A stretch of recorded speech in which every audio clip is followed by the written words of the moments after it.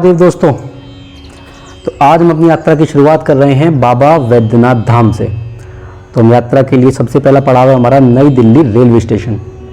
तो नई Delhi railway station से हम जाएंगे झारखंड देवघर के लिए। देवघर के लिए हमें जाना पड़ेगा जसीडीह जंक्शन। और जसीडीह जंक्शन सच में बेहद खूबसूरत और अपने आप में अनोखा रेलवे स्टेशन है, जहाँ आपको एकदम अनुभव होगा कि हाँ, धार्मिक स्थल पे हम आ चुके हैं। फिर अब हम यहाँ से रास्ता तय करेंगे देवघर के लिए। और देवघर में सबसे पहले पहुँचेंगे हम शिवकुंड। ये शिवकुंड जहाँ आप स्नान वगैरह करके और देवघर के लिए चलेंगे हम। और रास्ते में तमाम दुकानें, हजारों की संख्या में महादेव के भक्त भगवा रंग में घूमते हुए भक्त आपको मिलेंगे। ने सोचा कि क्यों ना सीधी यात्रा शुरू की जाए बाबा वैद्यनाथ के लिए। वैसे तो यहाँ आने के बहुत सारे तरीके हैं। आप कार से आ सकते हैं, बाई प्लेन आ सकते हैं। देवघर प्लेन मतलब एयरपोर्ट भी यहाँ पे स्थित है। जसीडीह जंक्शन, देवघर जंक्शन भी आ सकते हैं। तो आप सीधा आइए, शिवकुंड में स्नान कीजिए और सीधा पहुँचिए बाबा वैद्यनाथ धाम के लिए। ये गेट बना हुआ है, बड़ा वाइट पत्थर से, बड़ा सुंदर संगमरमर से बना हुआ गेट है। यहाँ एंट्री करने के बाद आपको मिलेंगे दो रास्ते। एक रास्ता मिलेगा सीधा वीआईपी गेट के लिए, बट हम कहाँ वीआईपी, हम जाएंगे आम जनता वाले गेट से। हम चलते हैं आम जनता वाले गेट से। धीरे धीरे जैसे हम चल रहे थे, हमें अनुभूति हो रही थी कि हाँ, कुछ तो शक्ति है जो बाबा के अंदर है, जो बाबा के भक्तों को महसूस होती है। और जैसे जैसे हम उनके करीब जा रहे थे, सच बताएं तो हमारे हाथों के रोंगटे ना ऐसे खड़े हो रहे थे कि हाँ, हम पहुंचने वाले हैं। वहाँ मिलने वाले बेलपत्र, जल आपको सब वहीं उपस्थित मिलेगा। आप जाइए, सीधा वहाँ से बेलपत्र लीजिए। आपको जो जो पूजन सामग्री चाहिए, वहाँ आपको सारी सामग्री प्रॉपर वे में मिलेगी। और ये नज़ारा देखने के बाद अगर आप हाँ ना करें तो बात ही क्या। अब हमें पैदल गर्भगृह में जाना है, तो हमने पैदल रास्ता चुना जाने के लिए। तो यहाँ जो श्रद्धालु कांवर लेके आते हैं, अब सावन का महीना चल रहा है, श्रद्धालु कांवर लेके आते हैं। तो कांवर लेके आते हैं वो सुल्तानगंज से। सुल्तानगंज करीब पड़ता है 108 किलोमीटर दूर बाबा के धाम से। और हम जैसे जैसे चल रहे थे, आपको धीरे धीरे सुनाई देगा कि यहाँ बम भोले की आवाज़ से ना पूरा माहौल धार्मिक हो जाता है। मतलब आपको अलग ही महसूस होने लगता है कि हाँ, एक अलौकिक शक्ति जो चल रही है आपके साथ में। आप अपने मन से अपने आप कह उठते हैं कि हर हर महादेव। और ऐसे कहते जाइए, आगे बढ़ते जाइए, आपके मन की श्रद्धा दोगुनी हो जाएगी। एक बात बहुत अच्छी लगी हमें यहाँ पे कि यहाँ सिक्योरिटी, चप्पे चप्पे पे सिक्योरिटी थी। जहाँ था कि हाँ, हम चल रहे हैं, लेकिन सिक्योरिटी, पुलिस वाले जगह और बहुत सपोर्टिव है। अगर आप कोई चीज़ पूछते हैं ना, तो वो बहुत तरीके से मिलती है। तो ये बम भोले के जयकारों के साथ बम भोले बम भोले बम भोले, आप सुनिए इसको, बहुत ही अलग आनंद आता है, अलग अनुभूति होती है। और जल्दी होती है कि जितना जल्दी हम बाबा के दर्शन कर लें, उतना ही अलग आनंद हमें मिल जाएगा। यहाँ सबको जल्दी है कि जितना जल्दी बाबा पे जल चढ़ा लें, जितना जल्दी उनके दर्शन कर लें, हमें उतना ही ज़्यादा सौभाग्य प्राप्त होगा। और बाबा की मस्ती में मगन होके बम बम भोले के जयकारे के साथ आप भी मेरे साथ जयकारा लगाइए। अगर आपको वीडियो अच्छी लग रही हो तो वीडियो के अंत में लाइक अवश्य करें, लेकिन कमेंट में हर हर महादेव जरूर लिखें। अब ये रास्ता था पैदल वाला, जो इन्होंने फर्स्ट फ्लोर पे एक ट्रैक टाइप में बनाया हुआ है कि आप यहाँ से पैदल जाइए और सीधा ये रास्ता आपको पहुँचाएगा गर्भगृह। गर्भगृह में जाने के बाद आपको होंगे बाबा के दर्शन।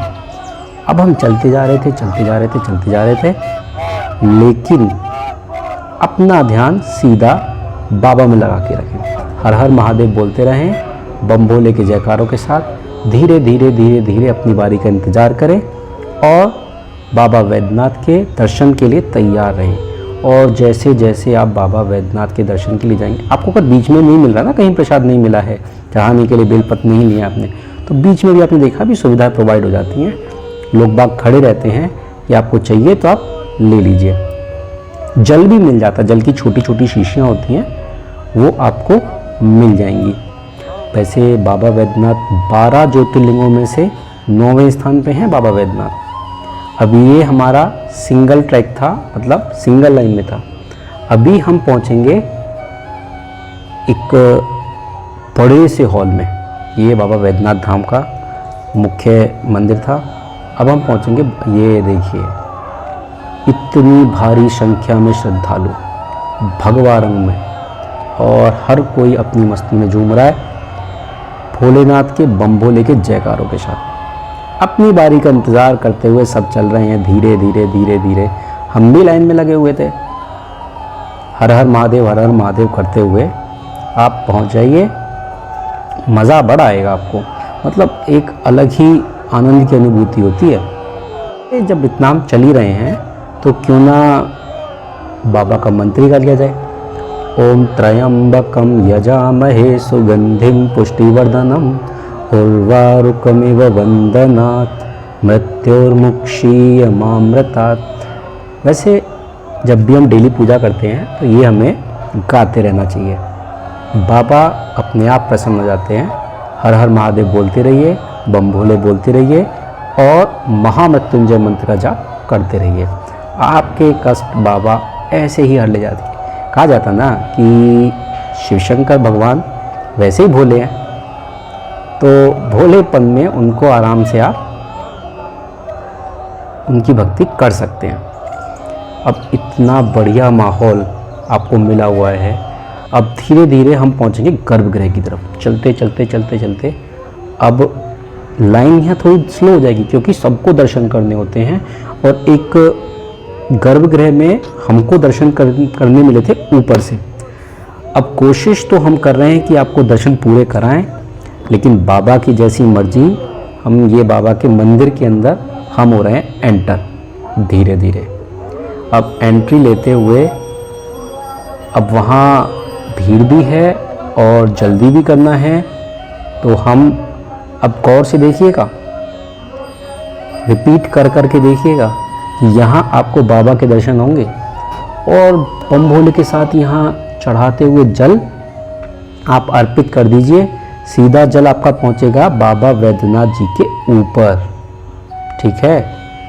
तो यहाँ बम बम भोले और जल आप चढ़ा दीजिए।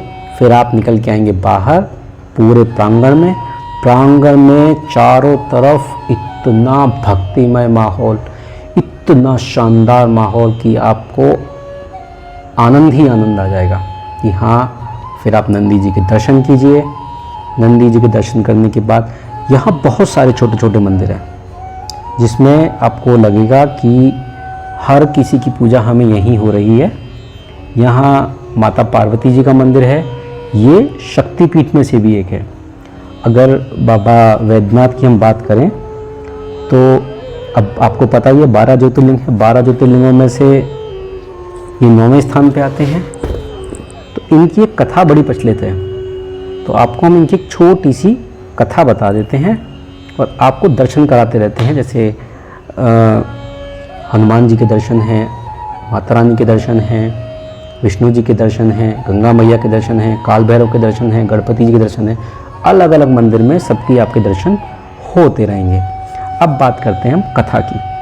तो कहा जाता है कि भगवान शिव का एक बड़ा भक्त था, सबसे बड़ा, जिसे कहा जाता था रावण। पौराणिक कथा के अनुसार रावण भगवान शंकर को प्रसन्न करने के लिए हिमालय पे कर रहा था तप। वहाँ एक एक करके उसने अपने 10 सिर शिवलिंग पर चढ़ा दिए। 9 सिर चढ़ाने के बाद रावण 10वां सिर काटने वाला था, तभी भोलेनाथ हो गए प्रसन्न और उन्होंने दिए रावण को दर्शन और वर मांगने को कहा। अब वर मांगना तो भोले बाबा वर तो देने में थे ही थे भाई। अब जितनी उनकी साधना करेंगे वो उतने प्रसन्न होंगे। अलग अलग मंदिर में जाने के बाद आपको यहाँ देखेंगे ना, बड़े शांति से होते हैं दर्शन। तो रावण ने क्या किया, रावण ने कामना लिंग को ही लंका ले जाने का वरदान मांग लिया। रावण के पास सोने की लंका के अलावा तीनों लोकों में शासन करने की शक्ति थी। साथ ही उसके कई देवी देवता, यक्ष, गंधर्व और करके लंका में रखा हुआ था। इसी वजह से रावण ने ये इच्छा जताई कि भगवान शिव कैलाश को छोड़कर लंका में रहें। तो महादेव ने उसकी इस मनोकामना को पूरा कर दिया, लेकिन उन्होंने एक शर्त रख दी, छोटी सी। उन्होंने कहा कि तुमने अगर शिवलिंग को रास्ते में कहीं भी रखा तो मैं वहीं स्थित हो जाऊंगा, उठूंगा नहीं। और रावण ने मान ली शर्त। इधर भगवान शिव की कैलाश छोड़ने की बात सुनते ही सभी देवी देवताओं गए चिंतित। इस समस्या के समाधान के लिए सभी गए भगवान विष्णु के पास। श्री हरि ने ऐसी लीला रची कि भगवान विष्णु ने वरुण देव को आचमन के जरिए रावण के पेट में घुसने के लिए बोल दिया। जब रावण आचमन करने के लिए शिवलिंग को लेकर श्रीलंका की ओर जा रहा तो देवघर के पास उसे लगी लघु शंका। अब लघु शंका लगी, ऐसे में रावण एक ग्वाले को शिवलिंग देकर के लघु शंका करने चला गया और उसे बैजनाथ नाम के ग्वाले के रूप में भगवान विष्णु थे। तो यह तीर्थ स्थान भगवान बैजनाथ और रामेश्वरम, रावणेश्वरम धाम दोनों के नाम से विख्यात है। पौराणिक ग्रंथों के मुताबिक रावण कई घंटों तक लघु शंका में करता रहा, जो आज भी एक तालाब के रूप में, अगर आप यहाँ जाएंगे तो आपको एक तालाब रूपी दिखाई देगा। इधर बैजू ने शिवलिंग की धरती को रखकर स्थापित कर दिया। जब रावण लौटकर आया तो लाख कोशिशों के बाद भी शिवलिंग को उठा नहीं पाया। तब उसने भगवान की यह लीला समझ में आ गई और क्रोधित होकर अपना अंगूठा गाड़कर चला गया। आपने देखा कि भगवान शिव की जो शिवलिंग है वो नीचे की तरफ है, तो ये वही है। और अपनी इस देवी देवताओं शिवलिंग की उसी स्थान पर आकर उनकी उपासना करते हैं। और ये प्रांगण है पूरा माता पार्वती का। माता पार्वती, अब बात आती है माता पार्वती, ये शक्तिपीठ भी कहा जाता है। माता पार्वती के बारे में भी यहाँ एक कथा विराजमान है, मतलब एक कथा कही जाती है कि यह शिव और शक्ति यहाँ दोनों विराजमान हैं। ये अकेला मंदिर है जहाँ शिव और शक्ति दोनों विराजमान हैं। तो इसकी भी एक पौराणिक कथा है कि यहाँ माता सती का हृदय काट कर गिर गया था, इसीलिए इसे हृदय पीठ भी कहते हैं। भोले के भक्त जब सावन में बैद्यनाथ मंदिर कांवड़ लेके आते हैं तो उन्हें शिव और शक्ति दोनों का आशीर्वाद मिलता है। इसीलिए द्वादश ज्योतिर्लिंग बाबा बैद्यनाथ मंदिर को शक्तिपीठ भी कहा जाता है। जब भगवान शंकर पर लोग जल चढ़ाने आते हैं तो वहीं माता पार्वती के पास भी अवश्य जाते हैं। दरअसल वेदों में राजा दक्ष के महायज्ञ में शिव को नहीं बुलाए जाने पर सती माता हो गई थी रुष्ट। अब यह पार्वती मंदिर देखिए, हमने कोशिश तो काफ़ी की कि आपको पार्वती मंदिर दिखाया जाए और माता पार्वती के दर्शन कराए जाएं, लेकिन होता है ना कई जगह जो बैन होती है नहीं दिखा पाते हैं, तो हमने काफ़ी रिक्वेस्ट करने के बाद हल्का सा झलक उनकी आपको दिख जाएगी। तो अब कहानी पे आते हैं। कहानी ऐसे है कि राजा दक्ष महायज्ञ में शिव को नहीं बुलाया था, जिससे माता सती हो गई थी रुष्ट और अग्नि कुंड में खुद को कर लिया था समाहित, जिसके बाद भगवान शिव हो गए थे क्रोधित और माता शरीर के मृत शरीर को अपने कंधे पर लेकर करने लगे तांडव। भगवान शिव के इस क्रोध से प्रलय आ जाता। ऐसे में भगवान विष्णु के चक्र से सती के टुकड़े टुकड़े कर दिए और जहाँ जहाँ शरीर के हिस्से गिरे वह कहलाया शक्तिपीठ। इसीलिए इस जगह को शक्तिपीठ कहा जाता है। यहाँ भगवान शिव और शक्ति यानी माता पार्वती एक साथ विराजमान हैं और ये एकमात्र शिवालय है जहाँ शिव और शक्ति एक साथ विराजमान है। इसीलिए इसे शक्तिपीठ और हृदयपीठ भी कहा जाता है। माना जाता है कि शिव की नगरी में शिव और शक्ति दोनों का आशीर्वाद मिलता है। पुरोहित बताते हैं कि यहाँ पहले शिवलिंग स्थापित हुई, बाद में पहले शक्ति स्थापित हुई, माफ़ कीजिएगा, पहले शक्ति स्थापित हुई, उसके बाद शिवलिंग की स्थापना हुई। तो भोले का शिवलिंग शक्ति के ऊपर स्थित है, इसीलिए शिव और शक्ति के मिलन स्थल के रूप में भी इसे जाना जाता है। और कहा जाता है कि यहाँ आने वाले भक्तों की सारी मनोकामनाएं पूरी होती हैं, दोनों के आशीर्वाद मिलते हैं, इसीलिए इसे मनोकामना लिंग भी कहते हैं। यहाँ सच्चे मन और श्रद्धा से मांगी गई सभी मुरादें पूरी होती हैं। यह विश्व का इकलौता मंदिर है जहाँ आपको माता पार्वती और शिवलिंग एक साथ मिल जाएंगे, एक साथ विराजमान मिल जाएंगे। तो जल का एक पात शिवलिंग पर चढ़ाइए और दूसरा पात्र माता पार्वती पर। अब सावन का मेला लगा है तो सावन में यहाँ लोग बाग आते हैं, दर्शन करते हैं और सीधे जल चढ़ाते हैं बाबा वैद्यनाथ को। जो जल लेके आते हैं वो सुल्तानगंज से लेके आते हैं, जो यहाँ से लगभग 108 किलोमीटर दूर है। वहाँ से पैदल जल लेकर के आना उनकी भक्ति में, उनकी शक्ति में चार चांद लगा देता है। यहाँ अलग अलग जितने भी मंदिर हैं वो बहुत ही प्राचीन और सुंदर बने हुए हैं। आपको अपने आप लगेगा कि हाँ, यहाँ एक शक्ति विराजमान है जो आपके अंदर एक अलग ही भक्तिमय माहौल ले आती है। अब यहाँ आपको आना है, आपको दर्शन करने हैं, लेकिन एक बात का विशेष ध्यान रखें। यहाँ जब भी आएँ तो अपने साथ अपने लिए, अपने परिवार के लिए और साथ में देश के उज्जवल भविष्य के लिए, देश के लिए कुछ ना कुछ मनोकामना जरूर करके जाएं। भगवान शिव आपकी हर मनोकामना पूरी करेंगे। यहाँ आप जितने भी छोटे छोटे मंदिरों में जाएंगे, जितने भी छोटे छोटे मंदिर हैं, बगला माता का मंदिर मैंने आपको बताया अभी कि भगवान विष्णु का मंदिर है, गंगा माता का मंदिर है, हनुमान जी का मंदिर है।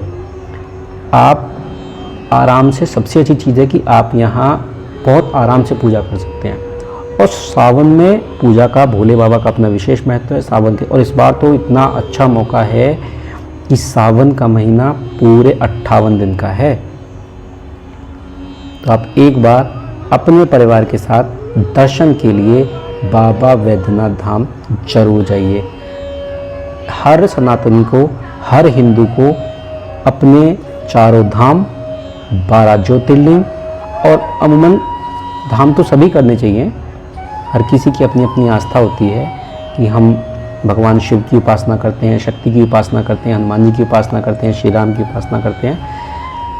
लेकिन हर सनातनी को 12 ज्योतिर्लिंग और 4 धाम अपने जीवन काल में जरूर पूरे करने चाहिए। धीरे धीरे हम अपने पड़ाव में अंतिम की ओर बढ़ रहे हैं, क्योंकि हमारे दर्शन लगभग पूरे मंदिर प्रांगण के होते जा रहे हैं। लेकिन एक चीज़ बड़ी अच्छी थी, सावन के महीने में हम गए, यहाँ व्यवस्था बहुत सही थी और दर्शन बहुत अच्छे से हुए थे। श्रद्धालुओं की संख्या काफ़ी थी, लेकिन फिर भी हमको दर्शन करने में कोई दिक्कत नहीं हुई। दर्शन बहुत अच्छे से हुए और बहुत ही मन लगा। सबसे अच्छी बात थी कि यहाँ दर्शन करने के साथ साथ जो माहौल मिला ना, एकदम भक्तिमय माहौल, वो बड़ा आनंददायक था। आप भी आएंगे, आपको भी वही माहौल मिलेगा। बस मन में श्रद्धा और भक्ति, उसका विशेष महत्व रखें। अंत में हम महामृत्युंजय मंत्र के साथ अपनी इस वीडियो को लास्ट करेंगे। ओम त्र्यंबकम यजामहे सुगंधिम पुष्टिवर्धनम रुवारुकमे वंदनात् मृत्योर्मुक्षीय मामृतात्। हर हर महादेव। जय शिव शंभू।